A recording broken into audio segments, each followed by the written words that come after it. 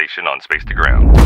Welcome to Space to Ground, your weekly look at what's happening on board the International Space Station. I'm Dan Hewitt.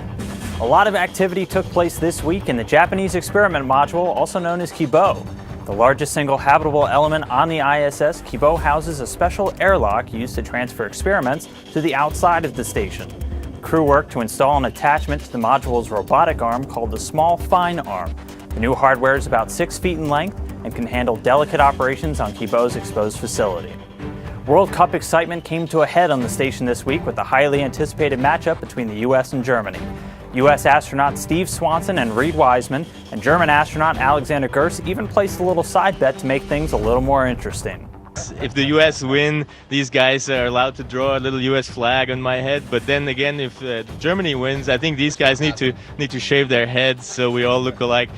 Make sure to check in and see if Steve and Reid took a trip to the ISS barbershop. Have you ever had trouble sleeping when the sun is up? Well, imagine how you might feel if the sun rose 16 times a day.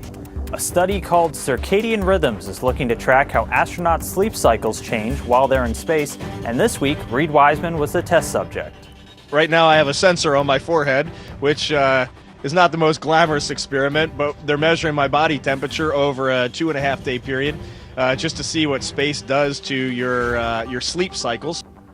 Once we better understand how the body's biological clock varies in orbit, we can fine-tune the astronauts' work and sleep schedules, leading to improved overall health and performance. This week's Twitter question comes from Daniel. He asks, what is the max squat weight lifted by an astronaut on ARED in space?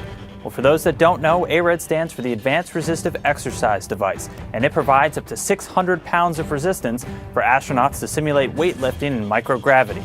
We followed up with one of the astronaut strength conditioning and rehabilitation specialists, and he told us a few crew members have gotten up to just over 400 pounds.